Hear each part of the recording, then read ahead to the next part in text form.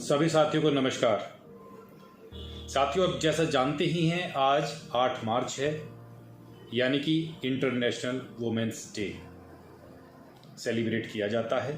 तो सबसे पहले सभी को इस अंतर्राष्ट्रीय महिला दिवस की हार्दिक शुभकामनाएं और कुछ पंक्तियों के माध्यम से एक मैसेज अपने इस भारतीय समाज के लिए।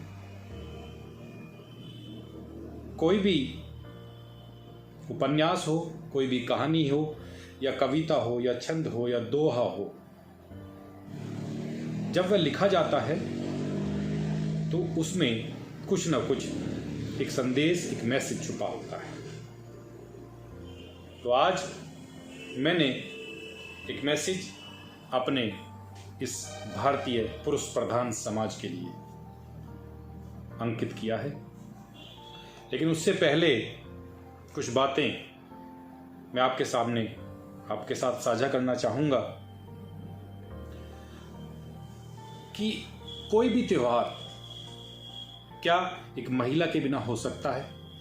रक्षाबंधन, शादी, रिसेप्शन, दीपावली, यानी कि भगवान ने पुरुष और महिला को इस पृथ्वी पर एक दूसरे का पूरक बनाया है।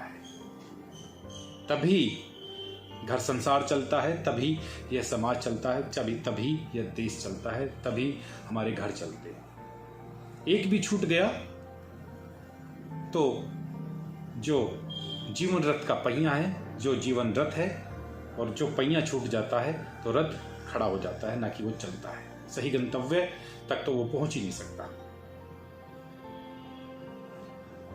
लेकिन एक समझने की और सोचने की बात है कि जब एक महिला, जब वह एक लड़की होती है, जब वह अनमैरिड होती है,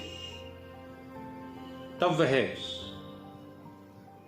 विरोध करती है कन्या भ्रूण हत्या का। सभी विरोध करते हैं। लेकिन जैसे ही शादी हो जाती है तो उसके विचार किस प्रकार से बदल जाते हैं। एक महिला होकर भी वह चाहती है कि मेरी कोख से एक बेटा पैदा हो। एक महिला की ही दुश्मन हो जाती है। वो नहीं चाहती कि मैं अपने पेट से एक बेटी को जन्म दूं। आज भी यह कुरीति हमारे समाज में पनप रही है। हालांकि सभी परिवार ऐसे नहीं। आज शिक्षित वर्ग कहीं ना कहीं इस बात को मानकर बैठा है कि आजकल लड़कियां किसी से कम नहीं। गीता फोगाट, कल्पना चावला, अनेकों नाम हैं जिन्होंने अपने भारतवर्ष का ध्वज विश्व पटल पर उठाकर रखा हुआ है। तो महिलाएं, लड़कियां किसी से कम नहीं हैं, यह हमें समझ लेना चाहिए। और हम दूर न जाकर एक छोटी सी बात अपने समाज में ही देखें। मैं जो आपको बड़े अपने सेलिब्रिटियों के नाम ले रहा हूँ, गीता फोगाट, कल्पना चावला, सिंधु, साइना नेहवाल, ये तो विश्व विख्यात हैं। यदि हम अपने दायरे में, अपने समाज के दायरे में, अपने रिश्तेदारी में, अपने सगे संबंधियों को देखें और 10 लड़कियों को आप उसमें से निकालें जो पढ़ रही हैं, और कंपैरिजन उन लड़कों से करें अब उन्हीं के साथ में जो उनके परिवार में लड़के होंगे, तो कहीं ना कहीं लड़कियां मोर्चा आगे रखती हैं, लड़कियां आगे बढ़ रही। तो इनका पतन ना करें। यदि इनका पतन होगा तो पूर्ण समाज का पतन होगा, यह भी सभी को पता है। ज्यादा कुछ नहीं कहते हुए, आप सभी समझदार हैं, बस बात दोहराने की थी, मैंने आपसे दोहरा दी। और इस अंतर्राष्ट्रीय महिला दिवस पर कन्या भ्रूण हत्या को लेकर मैंने कुछ लिखा। और यह सवाल उस अजन्मी बच्ची के हैं जो पेट के अंदर है, और उसे पता चल गया है कि उसको चेक करा लिया गया है और वह किसी भी वक्त, किसी भी क्षण उसका गला घुटने वाला है, वह मरने वाली है। लेकिन वह इस सभ्य पुरुष समाज से और पुरुष समाज के अंदर अपनी मां से, अपने पूरे घर से सवाल उठा रही है। और क्या सवाल हैं? वे सवाल आज तक उसे नहीं मिल पाए। कितनी ही बेटियां कोख के अंदर ही मार दी गई। यदि सवाल आप लोगों के पास हो तो मुझे ज़रूर बताइएगा।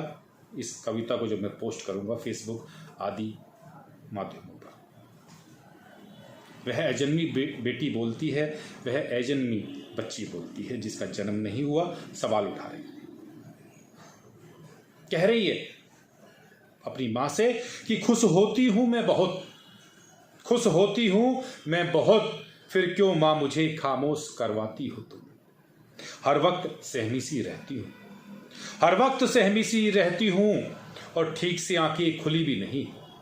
हर वक्त सहमी सी रहती हूँ मैं और ठीक से आंखें खुली भी नहीं मेरी, फिर क्यों मुझे चैन की नींद सुलवाते हो।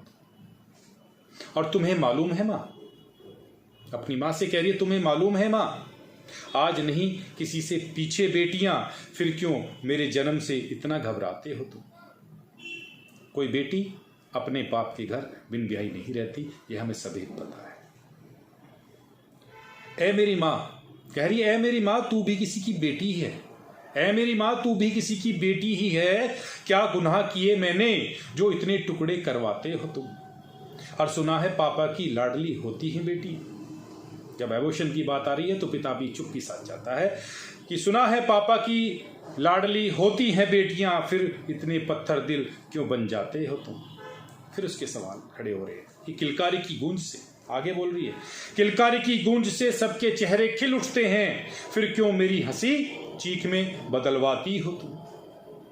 और कह रही है कि माँ का आंचल, माँ का आंचल और बाबुल का आंगन मुझे भी है आना। उसका भी अरमान है कि माँ का आंचल और बाबुल के आंगन मुझे भी आना, मेरी प्रार्थना क्यों ना मंजूर करवाती हो तुम। और सांसें लेना सीख रही हूँ पल पल तेरी कोख में, सांसें लेना सीख रही हूँ पल पल तेरी कोख में, है मुझसे सारा जहां। सांसें लेना सीख रही हूँ पल पल तेरी कोख में और है मुझसे सारा जहान, फिर क्यों मुझे विलुप्त करवाती हो तुम। और अंत में कह रही है कि अंत तक साथ निभाती है। जब वह बाबुल के घर से विदा होकर चली जाती है और पता चलता है उसके माता पिता पीड़ित हैं, परेशान हैं, तो एक फोन पर भागी चली जाती है। तब कह रही है वो कि अंत तक साथ निभाती हैं बेटियां माँ बाप का, फिर क्यों मेरे हत्यारे बन जाते हो तुम, क्यों बन जाते हो तुम, क्यों बन जाते हो। तो उसके क्यों का जवाब नहीं मिल पाता और उसको पेट के अंदर ही मार दिया जाता है। तो इस भारतीय समाज को, सभ्य समाज को, पुरुष समाज को, जहाँ महिलाएं भी इसके अंदर लिप्त हैं, हमें इस कुरीति को उखाड़ फेंकना होगा। और कोख के अंदर यदि बेटी है तो उसको जन्म अवश्य दें, उसको ना मारें। इतनी सी गुजारिश है आप सभी से। और शिक्षित वर्ग हैं, शिक्षित पढ़ा लिखा समाज है, तो उस शिक्षा का परिचय आप जरूर दें। सभी को पुनः अंतर्राष्ट्रीय महिला दिवस की ढेरों सारी शुभकामनाएं। नमस्कार, धन्यवाद।